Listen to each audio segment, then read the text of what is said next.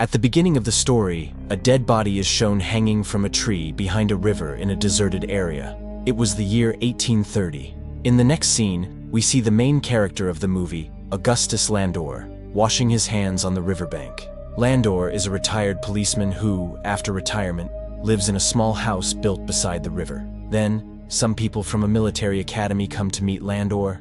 Actually, the dead body shown at the beginning of the movie belonged to a student of that academy, and they wanted Landor to investigate the case. Landor had solved many complicated cases during his time in the police force, which earned him great respect from the top officials of the city. Because of this, the captain of the academy personally came to his house to pick him up. After reaching the academy's office, the captain praises Landor, saying that the governor himself has decided to bring Landor in to solve the case.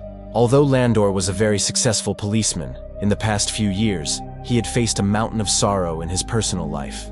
His wife had died 3 years ago, and his daughter had run away from home with someone. Because of this, he began to feel very lonely. Due to his loneliness, Landor started drinking and became dependent on alcohol. The colonel was already aware of the problems in Landor's personal life, so he felt uneasy about giving him such a big responsibility in this difficult situation. However, putting his personal problems aside, Landor asks the colonel the reason for calling him there. The colonel tells him that a student of the academy named Fry had committed suicide the night before, but that wasn't what was troubling the colonel and the captain. The real problem was that when Fry's body was brought to the hospital, someone had removed his heart from his chest. After this, the colonel takes Landor to the hospital where Fry's body is kept. Dr. Marquise, who is examining the body, explains to Landor how an unknown criminal had cut open the chest with a knife and cleanly removed the heart. Removing a heart from a person's chest is not an easy task. Landor asks the doctor whether a normal person could do this, or if it requires a surgeon. The doctor replies that if someone has knowledge of the human body, they could also remove the heart, so being a surgeon isn't necessary. After that, Landor first goes to the spot where Fry had committed suicide. There, along with the captain, is the soldier who first discovered Fry's body. When Landor questions the soldier, he says that while patrolling the area last night, he heard someone screaming. When he followed the sound, he found Fry's body hanging from a tree. The soldier further says that Fry was hanged last night, but his feet were still touching the ground. Hearing this, Landor asks him if he saw anyone else nearby. The soldier replies, "No." Landor then smiles and tells him he can leave. After this, Landor and the captain return to the hospital. Landor examines the body himself and discovers a deep wound on the back of Fry's head. He also finds injuries on Fry's hands, which were probably caused when he tried to free himself while being hanged. From this, it can be assumed that Fry didn't kill himself, but someone forcibly hung him on the tree. Meanwhile, the doctor arrives. When Landor and the doctor look at the injury on Fry's head, the doctor is surprised that he didn't notice such a serious wound before. Then, Landor and the doctor open Fry's clenched fist and find a piece of paper inside with some letters written on it. The doctor is shocked that such important information had escaped his attention. The paper Landor found could be a big clue. He takes the letter and prepares to leave, but the captain stops him. The captain asks Landor to investigate the case secretly. He doesn't want the academy's reputation to be ruined because of Fry's murder. He also strictly warns Landor not to drink any alcohol until the case is solved. Landor had already become infamous in the city as a drunkard. After agreeing to all of the captain's conditions, Landor begins his investigation. He returns to the place where Fry's body was found and starts searching for clues. While investigating, a student from the academy shows up. The cadet's name is Edgar. Edgar tells Landor that he has also been trying to investigate Fry's case in his own way, and he believes that Fry's killer is a poet. Saying this, he leaves. Later, Landor questions the constable who was guarding Fry's body in the hospital when the heart was stolen. The constable tells Landor that he was on duty until 2:30 a.m. At that time, an officer came and discharged him. However, because it was dark, the constable couldn't see the officer's face. Landor is surprised to hear this. The constable also mentions something strange. He noticed that the officer didn't have a rank badge on his shoulder, which is normally a matter of shame for any officer. This makes Landor even more puzzled, so he goes to a bar to calm his mind. Landor knew the bartender, Patsy, very well. Today, Patsy was feeling a bit upset.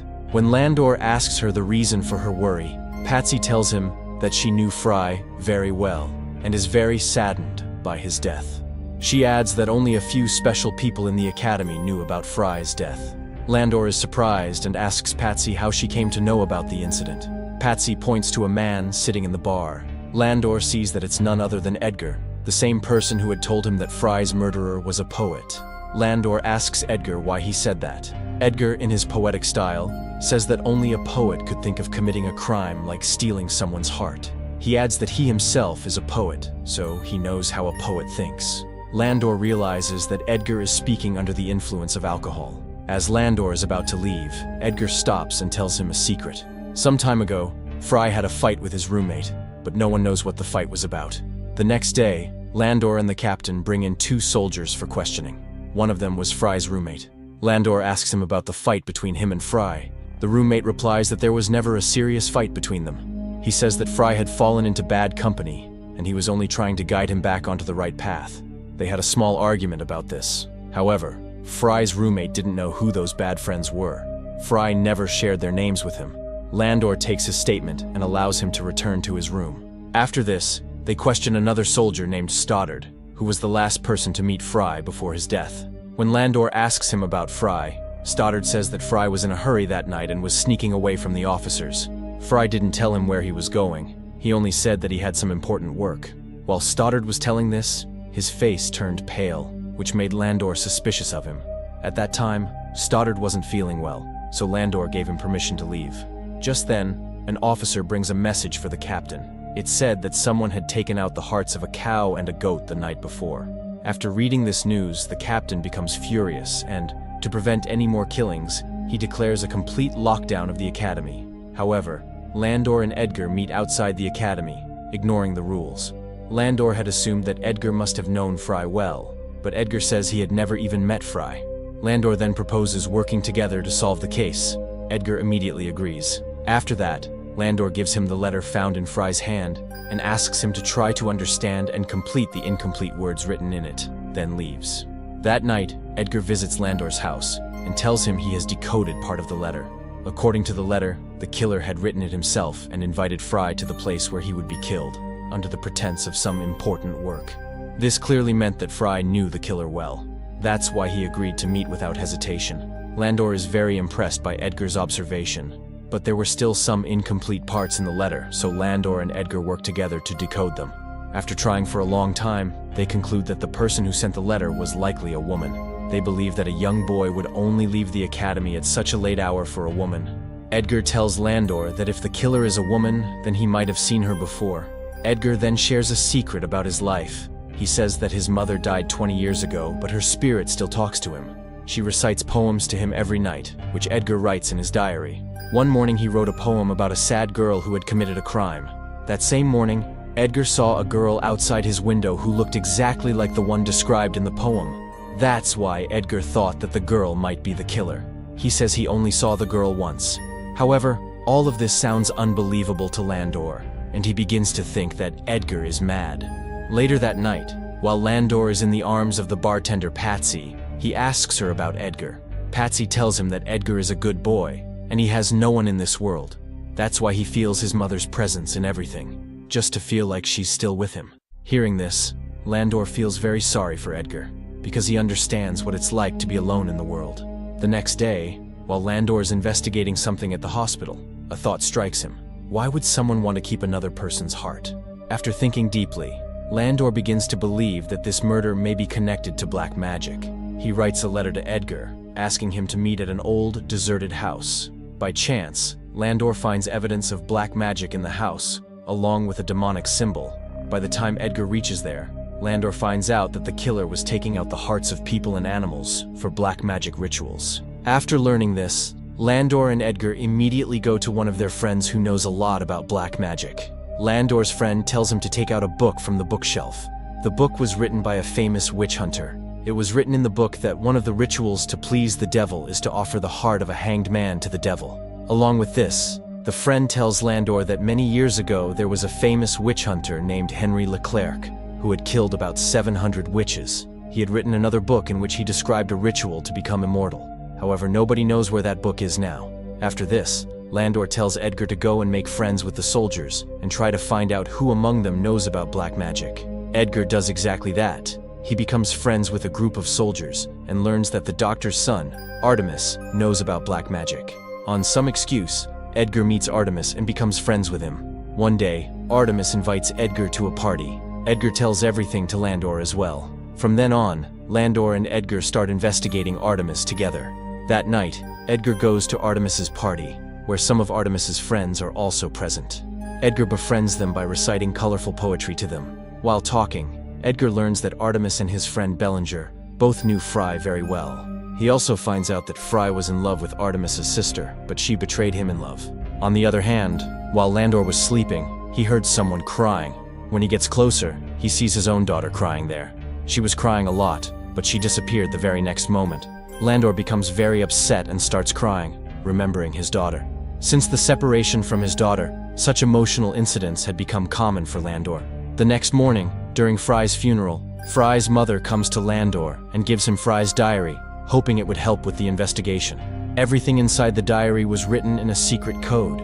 Understanding what was written in it was not an easy task, but Landor starts trying to decode it. Meanwhile, Edgar becomes friends with Artemis's sister, Leah, the same girl he had seen outside his window the morning he was writing the poem his mother told him. Edgar invites Leah to meet him at a deserted place so that he can investigate her. But after seeing Leah's beauty and innocence, Edgar himself falls in love with her. Suddenly, Leah starts suffering from epilepsy.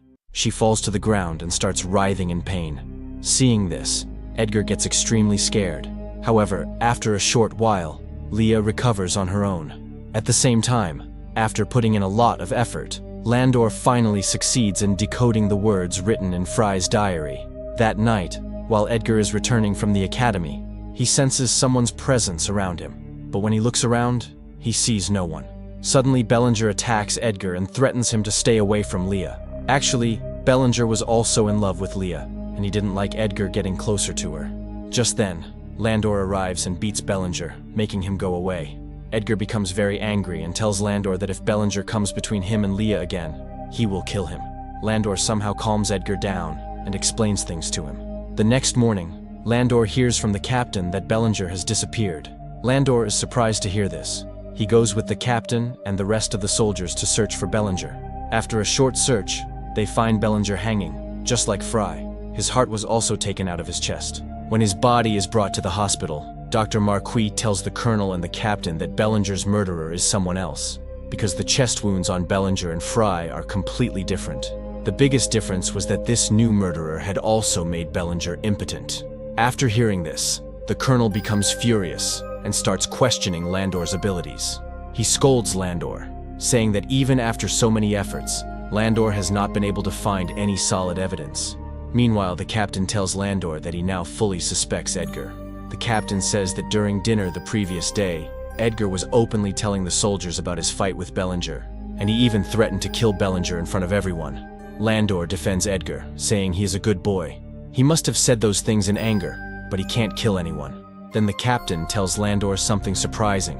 He says that last summer, Edgar had also gotten into a fight with Fry. The colonel adds that he would have arrested Edgar a long time ago, but there is no solid evidence against him. Hearing this truth about Edgar, Landor is stunned. Once, Landor had asked Edgar about Fry, but Edgar clearly said he didn't know Fry. Now Landor goes straight to Edgar to ask the questions running through his mind. He scolds him angrily and tries to get the truth out of him. In his defense, Edgar says that ever since he joined the academy, he has had fights with dozens of boys because many people made fun of him for his face or personality. But he never let the feeling of revenge grow in his heart. Hearing Edgar's words, Landor also feels satisfied and believes that Edgar is innocent. Later that day, Dr. Marquis organizes a dinner at his house to mourn Bellinger's death. He invites both Landor and Edgar. Everyone is having dinner when suddenly Artemis forgets his manners and starts speaking rudely to Landor. Actually, he suspects that Landor had secretly searched his room. That's why he keeps insulting Landor. Seeing this behavior, Artemis's mother gets angry at him and leaves the dinner table. Right after her, Leah also gets up and leaves. However, the doctor apologizes to Landor for his family's rude behavior and offers to make a drink for him to lighten the mood. While the doctor is preparing the drink, Landor notices a magic book on his shelf. Seeing it, Landor begins to suspect the doctor. He decides to investigate the doctor and asks him if his daughter is sick. The doctor tells him that his daughter, Leah, has a dangerous disease that causes her to live in constant fear. Because of this illness, she hasn't married yet. While they are talking, Artemis comes to call them to listen to Leah's piano performance. But Landor says he wants to get some fresh air, and uses the moment to sneak away and search Artemis's room. Meanwhile, Edgar forgets everything else, and gets lost in Leah's piano tune. He had fallen so deeply in love with Leah that he was ready to do anything for her. On the other hand, Landor finds a coat in Artemis's room that does not have a rank on its shoulder. Landor remembers the Academy guard had mentioned that the officer who granted him leave wore a coat just like that. Then, Mrs. Marquis arrives there and is also surprised to see that coat. Landor takes the coat downstairs. The doctor says it belongs to his dead brother, and he doesn't know how it ended up in the house. Landor tells him that the coat was found in Artemis's room. Before Artemis can say anything, the captain arrives and says that another soldier named Stoddard is missing from the academy. Stoddard is the same boy who last saw Fry and nervously gave a statement to Landor. After hearing this, Landor immediately goes with them to search Stoddard's room. After searching the room, Landor tells everyone that Stoddard wasn't kidnapped. He ran away from the academy on his own. Landor says this because Stoddard's belongings were also missing from the room. Landor guesses that Stoddard, Bellinger, and Fry were good friends, and after seeing how Fry and Bellinger died, Stoddard got scared that he would be next. That's probably why he ran away in fear. Because of the coat found in Artemis's room, everyone starts suspecting him of being the killer. But Landor still doesn't have solid proof against Artemis, so he asks the colonel for some more time to gather evidence. Meanwhile, Edgar goes to Leah and recites his poem to her. Leah then takes him out for a walk. On the other side, Landor visits his friend again and learns that Henry Leclerc, the man who wrote the book on immortality, was actually a devil worshipper. Landor's friend also shows him a picture of Henry Leclerc. Landor suddenly remembers that he has seen this painting somewhere else. He immediately rushes to the doctor's house. He had seen that picture of Henry there, because he had seen the book of black magic in the doctor's house, which was probably written by Henry. Also, Henry's painting was hanging on the wall. Landor now suspects that the doctor's entire family is behind all the mysterious incidents happening in the city. His doubts turn into certainty when he holds the magic book in his hands. It was indeed written by Henry. Landor threatens the doctor and tries to force him to tell the truth. The doctor becomes frightened and begins to confess everything. The doctor tells Landor that his daughter Leah has a serious illness and only has about 3 months left to live. He tried every treatment to save her, but no medicine worked. Then one day, Leah told the doctor that her ancestor, Henry Leclerc, spoke to her and had shared a magical ritual that could make her immortal. According to the doctor, after performing the ritual, Leah actually started to recover. Seeing this, the entire family got involved in performing the ritual. As the doctor is explaining this to Landor, on the other side, his daughter, along with her mother and brother, is busy completing the ritual. Leah had taken Edgar, who was unconscious, to an old house and was about to cut out his heart and offer it to the devil. In this ritual, Leah's mother and her brother fully supported her.